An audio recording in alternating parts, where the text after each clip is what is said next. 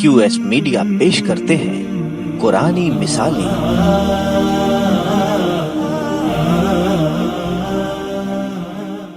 بسم اللہ الحمدللہ والصلاة والسلام علی نبینا محمد وعلی آلہ وصحبہ اجمعین وبعد۔ پیارے بھائیوں، تیسرے پارے کے اندر اللہ رب العالمین نے 13 یا 14 مثالیں بیان کیا ہے۔ ان میں سے پہلی مثال جو اللہ رب العالمین نے بیان کیا ہے وہ ایک نیکی اور کرنے والوں کی 3 غلطیاں، ایسی غلطیاں کرنے والوں کا انجام کیا ہونے والا ہے، اس انجام کو اللہ رب العالمین نے مثال کے ذریعے سے سمجھایا ہے۔ سب سے پہلے نیکی کیا ہے؟ نیکی ہے صدقہ، خیرات ہے۔ اس نیکی میں جو غلطیاں ہوتی ہیں وہ 3 طرح کی غلطیاں ہوتی ہیں۔ ایک غلطی یہ ہوتا ہے کہ آدمی صدقہ کیا تو احسان جتلا دیا، تانا دے دیا یا 2-4 بول ایسا بول دیا جس کی وجہ سے سامنے والے کا دل دکھ گیا۔ ایک غلطی ہے احسان جتلانا۔ دوسری غلطی یہ ہے کہ کسی بھی اعتبار سے اس کو تکلیف دے دینا، زبانی اعتبار سے یا کسی اور اعتبار سے۔ اور تیسری غلطی یہ ہوتی ہے کہ صدقہ خیرات کرنے میں اللہ کی رضا مقصود نہ ہو، یعنی کس کو دکھانا مقصود ہو؟ لوگوں کو دکھانا مقصود ہو، لوگوں کے درمیان شہرت بٹورنا مقصود ہو، لوگوں کے درمیان واہی لوٹنا مقصود ہو۔ تو ایک نیکی اور 3 غلطی، ایک ہے احسان جتلا دینا، دوسرا تکلیف دے دینا، تیسرا ہے ریاکاری کے طور پہ خرچ کرنا۔ اس طرح کی نیکیاں کرنے والوں کا انجام کیا ہونے والا ہے، مثال کے ذریعے سے اللہ نے سمجھایا ہے۔ بہت پیاری مثال ہے۔ مثال کیا ہے؟ جیسے پہاڑ کا ایک چٹان ہو، پتھروں کا ایک چٹان ہو جس کے اوپر مٹی جم گئی ہو، دھول وغیرہ جم گیا ہو۔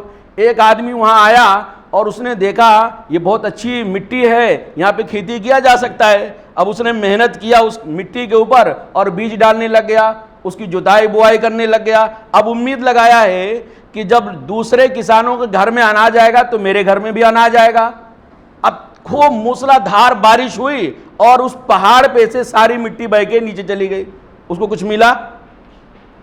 اس کی محنت گئی، اس کی محنت اکارت ہو گئی۔ ایسے اللہ رب العالمین بیان فرمایا ہے کہ جو آدمی صدقہ کر کے احسان جتلا دیتا ہے، صدقہ کر کے صدقہ دینے والے کو تکلیف دے دیتا ہے، صدقہ دینے میں اللہ رب العالمین کے علاوہ دوسروں کو دکھانا مقصود ہو، تو اس کا بدلہ ایسے ہی ہونے والا ہے، اس کا انجام ایسے ہی ہونے والا ہے۔ قیامت کے دن جب اس کو اجر ملنے کی امید ہوگی تو اس دن اس کے اکاؤنٹ میں کوئی بھی نیکی اور کوئی بھی اجر و ثواب ملنے والا نہیں ہے۔ اسی چیز کو اللہ رب العالمین مثال کے ذریعے سمجھایا۔ کہا اللہ رب العالمین نے، اعوذ باللہ من الشیطان الرجیم، بسم اللہ الرحمن الرحیم، یا ایھا الذین آمنوا لا تبطلوا صدقاتکم بالمن والاذی، اے وہ لوگوں جو ایمان لائے اپنے صدقہ خیرات کو ضائع و برباد مت کرو، باطل مت کرو، احسان جتلا کر کے اور اسی طرح سے تکلیف دے کر کے۔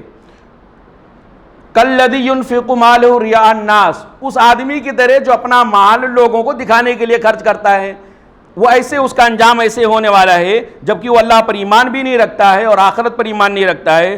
فَمَثَلُهُ، اس کی مثال ایسے ہی ہے، کَمَثَلِ صَفْوَانٍ، جیسے ایک پہاڑ ہو، ایک چٹان ہو، پتھر ہو جس کے اوپر مٹی ہو، فَأَصَابَهُ وَابِلٌ، اور اس کے اوپر وہ امید لگا کے بیٹھے ہو اور اس کے بعد تیز بارش آئے اور وہ پوری کی پوری مٹی اس پہاڑ سے بہہ جائے، اس کی فصل بھی برباد ہو جائے، اس کی محنت بھی اکارت ہو جائے، جو گھر میں تھا وہ بھی لا کے اس میں ڈال دیا تھا اس امید پر کہ ایک کا ساتھ ملے گا، ایک کا ساتھ ملنے کے بجائے جو ایک تھا وہ بھی چلا گیا۔ تو اس لیے یہ آیت کریمہ میرے بھائیوں جو ہمارے اور آپ کے لیے مثال ہے وہ یہ کہ ہمیں اور آپ کو خاص طور سے رمضان کا مہینہ جو نیکیوں کا مہینہ ہے، صدقہ خیرات کرنے کا مہینہ ہے، یہ 3 غلطیوں سے اپنے صدقات اور خیرات کو بچا کے رکھیں۔ دیں تو کسی کو احسان نہ جتائیں، دے تو دینے والے کو کسی بھی اعتبار سے پوری زندگی کبھی تکلیف نہ دیں، چاہے بول کر کے، چاہے اذیت دے کر ہاتھ اور پیر کے ذریعے سے۔ اور تیسرا یہ جو دیں وہ اللہ رب العالمین کی رضا کے لیے دیں۔ اللہ کے نبی صلی اللہ علیہ وسلم کہتے ہیں 3 آدمی ایسے ہیں جن سے اللہ تعالیٰ قیامت کے دن بات ہی نہیں کرے گا، ان کی طرف نظر رحمت نہیں کرے گا، ان کو ان کے گناہوں سے پاک بھی نہیں کرے گا، ان کے لیے دردناک عذاب ہے۔ 3 طرح کے لوگ ہیں جن کو 4 سزائیں ہیں۔ اس میں سے ایک وہ آدمی ہے المنان، جو نیکیاں کرنے کے بعد، احسان کرنے کے بعد جتلا دیتا ہے۔ تیسرا مجھے اس آیت کریمہ سے آپ سے یہ بتانا میرے بھائیوں کہ نیکی کر کے اس کو ضائع کرنا یہ اہل ایمان کا شیوا نہیں ہے بلکہ یہ غیروں کا شیوا ہے۔ تو ایک مثال یہ ہو گیا۔ دوسری مثال اللہ رب العالمین نے یہ دیا ہے کہ دنیا کے اندر جو لوگ سود کھاتے ہیں سودی کاروبار کرتے ہیں ان کا انجام آخرت میں کیسے ہوگا، مثال سے سمجھایا اللہ نے. الذین یاکلون الربا، وہ لوگ جو سود کھاتے ہیں، لا یقومون الا کما یقوم الذی یتخبطہ الشیطان من المس، تو قیامت کے دن یہ اپنے قبروں سے ایسے اٹھیں گے جیسے شیطان نے ان کو چھو کر کے حواس باختہ کر دیا ہو. کہتے ہیں جنات کا اثر ہو گیا ہے. جنات کا اثر سنیں، اوپری یعنی آصف زدہ ہے، اس کے اوپر کوئی جادو کر دیا ہے، کوئی کر دیا ہے جس کی وجہ سے اس کا دماغ ٹھکانے پہ نہیں ہے. تو اللہ رب نے بیان فرمایا جو دنیا کے اندر سود کھائے گا اس کا انجام آخرت میں یہ ہوگا کہ جب وہ قیامت میں قبر سے اپنے اٹھے گا تو بالکل ایسے آدمی کی طرح اٹھے گا جس کے اوپر جنات نے سایہ کر دیا ہو، جس کا دماغ کام نہ کر رہا ہو، بہکی باتیں کرتا ہو، اس کا دماغ اس کے کنٹرول میں نہ ہو. اور اس کی زندہ مثال ہم اس آدمی کو دیکھ سکتے ہیں جو آدمی پی کر کے مست ہو. کیسے چلتا ہے بیوڑا جس کو بولتے ہیں، کیسا چلتا ہے، اس کو اپنے اوپر کنٹرول نہیں تھا، جھومتے جھانتے کہاں گرے گا کچھ ہوش نہیں. ایسے ہی اللہ رب العالمین نے بیان فرمایا جو دنیا کے اندر سود کھاتا ہے قیامت کے دن وہ قبر سے ایسے ہی حواس باختہ اٹھے گا. کیوں اٹھے گا؟ اس لیے کہ وہ سود کھاتا تھا. اور ذالک بانہم قالوا انما البیع مثل الربا، یہ اس لیے اللہ تعالیٰ نے سزا دیا. سود تو کھاتا تھا، سود کو جائز ہونے کی دلیل بھی دیتا تھا اور کہتا تھا ارے بھائی جیسے کاروبار ہے، بزنس ہے، ویسے سود بھی ہے. بھائی بزنس کیا ہے، ہم نے مارکیٹ سے کوئی سامان 10 روپے کا ہول سیل میں لے کے آیا، میں نے آپ کو 11 روپے میں بیچ دیا، 1 روپے ہم کو کیا ملا؟ منافع ملا نا، پروفٹ ملا. یہ بزنس ہو گیا. بزنس ہی کی طرح تو سود بھی ہے، سودی کاروبار. اس لیے کہ ہم نے آپ کو 10 روپیہ دیا، آپ اپنا کام چلا لو، میں نے آپ سے 11 روپے لے لیا. تو جیسے سود ویسے یعنی کاروبار، تجارت. تو اللہ رب العالمین نے بیان فرمایا ایسا نہیں ہے، کیونکہ دونوں کے اندر بہت فرق ہے. جو مثال اللہ رب العالمین نے دیا وہ یہ کہ میرے بھائیو سودی کاروبار کرنے والا قیامت کے دن حواس باختہ ہوگا، وہ صحیح سے اپنے قبر سے اٹھ کر کے میدان محشر میں جا نہیں سکے گا. بہت لوگ اس کو دیکھ کر کے پہچان لیں گے. یہ تو میدان محشر کا معاملہ ہوگا. اللہ کے نبی صلی اللہ علیہ وسلم کہتے ہیں میرے پاس 2 آدمی آئے.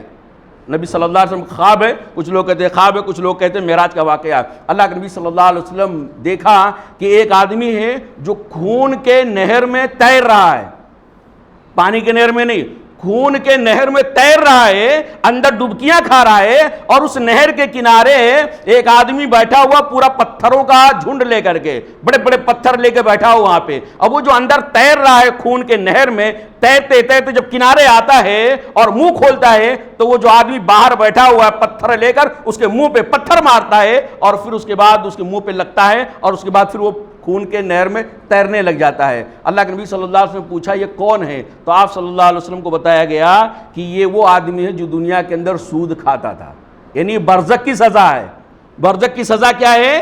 سود، یعنی سود کھانے والے کا برزخ کے اندر عذاب یہ ہے کہ وہ خون کے نہروں میں تیرتا ہوگا، ڈبکیاں کھاتا ہوگا. علماء کرام نے کہا ہے خون کی نہر کیوں بھائی؟ اس لیے کہ دنیا کے اندر سودی کاروبار کرنے والا لوگوں کی خون چوسا ہے. کیا چوسا ہے؟ لوگوں کی خون چوسا ہے. اور اس سود سے جو اس کو ملا ہے، قرض دے کر کے جو سود لیا ہے، اس کے کھوپ اٹھکیاں کھا کر کے بہت چٹکھارے لے کے کھایا ہے. اور دنیا کے اندر بہت بڑا آدمی بن گیا تھا، چٹکھارے لے کر کھایا تھا. اس لیے فرشتے اس کو، وہ جو آدمی نہر کے کنارے بیٹھا ہوگا اس کو پتھر مارے گا. پتھر کی چوٹ اس بدلے میں ہوگا کہ یہ لوگوں کا مال ناجائز طریقے سے کھایا ہوگا. تو ایک تو یہ کہ اللہ کے رسول صلی اللہ علیہ وسلم نے بیان فرمایا کہ وہ یعنی خون کے نہر میں ہوگا. اللہ کے نبی صلی اللہ علیہ وسلم نے ایک حدیث کے اندر ارشاد فرمایا کہ سود کے 70 سے زیادہ گناہ ہیں، ان میں سب سے ہلکا گناہ ایسے ہے جیسے کوئی آدمی اپنی ماں کے ساتھ زناکاری کرے. یعنی ایک آدمی اپنے ماں کے ساتھ غلط کام کرے، اس کی سزا کتنی ہے، کتنا بڑا گناہ ہے. اس سے بڑا گناہ کیا ہے؟ سود کا کھانا.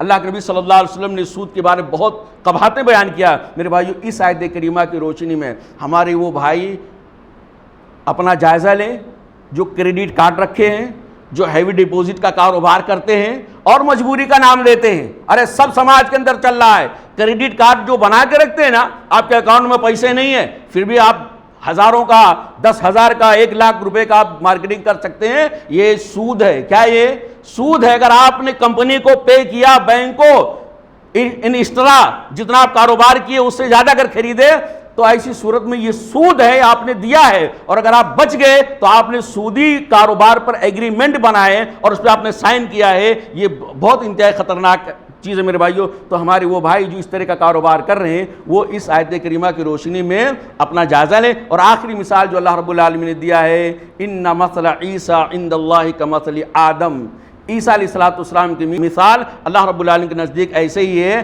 جیسے حضرت آدم علیہ السلام کی ہے۔ حضرت عیسیٰ علیہ السلام بغیر باپ کے پیدا ہوئے، ان کے باپ نہیں تھے، تو دھوکہ اگر کھایا جا رہا ہے یہ دلیل دی جا رہی ہے ہر انسان کا باپ ہوتا ہے۔ جب حضرت عیسیٰ علیہ السلام کا باپ نہیں ہے تو اس کا مطلب یا تو یہ اللہ ہے، یا تو یہ اللہ کے بیٹے ہیں، یا تو یہ تین خداؤں میں سے خدا ہیں۔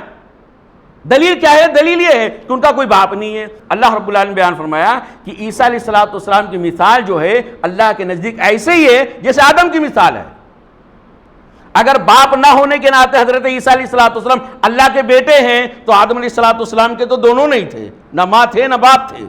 اور اگر باپ نہ ہونے کے ناطے حضرت عیسیٰ علیہ السلام دنیا کے چلانے والے تین میں سے ایک ہیں تو حضرت آدم علیہ السلام کو یہ درجہ پہلے ملنا چاہیے، جبکہ جو لوگ عیسیٰ علیہ السلام کو اللہ مانتے ہیں، عیسیٰ علیہ السلام کو خود یعنی اللہ کا بیٹا مانتے ہیں، جو لوگ عیسیٰ علیہ السلام کو تین میں سے تیسرا مانتے ہیں، یہ لوگ آدم علیہ السلام کو اللہ کا نبی مانتے ہیں۔ حضرت آدم علیہ السلام کو اللہ کا بیٹا نہیں مانتے، حضرت آدم علیہ السلام کو تین خداؤں میں سے خدا نہیں مانتے، حضرت آدم علیہ السلام کو یعنی نہ اللہ مانتے ہیں۔ تو ظاہر سی بات ہے جب بغیر ماں اور باپ کے پیدا ہونے والا اللہ کا بیٹا نہیں ہو سکتا، جب بغیر ماں اور باپ کے پیدا ہونے والا اللہ نہیں ہو سکتا، جب بغیر ماں اور باپ کا پیدا کرنے والا کائنات کو چلانے والا نہیں ہو سکتا ہے، تو صرف باپ کے بغیر جو پیدا ہوا، ماں کے ذریعے سے پیدا ہوا، وہ اس کو یہ درجہ کیسے مل سکتا ہے؟ تو یہ تین مثالیں اللہ رب العالمین نے دیا ہے۔ اللہ رب العالمین سے دعا ہے کہ اللہ تعالی ہم تمام بھائیوں کو قرآن کریم کی مثالوں پر غور کرنے کی اور اس سے جو عبرتیں اور نصیحتیں ہیں اللہ تعالی ان نصیحتوں کو لینے کی توفیق عطا فرمائے۔ اقول قولی ھذا استغفر اللہ لی ولکم ولسائر المسلمین فاستغفروہ انہ هو الغفور الرحیم۔ والسلام علیکم ورحمۃ اللہ وبرکاتہ۔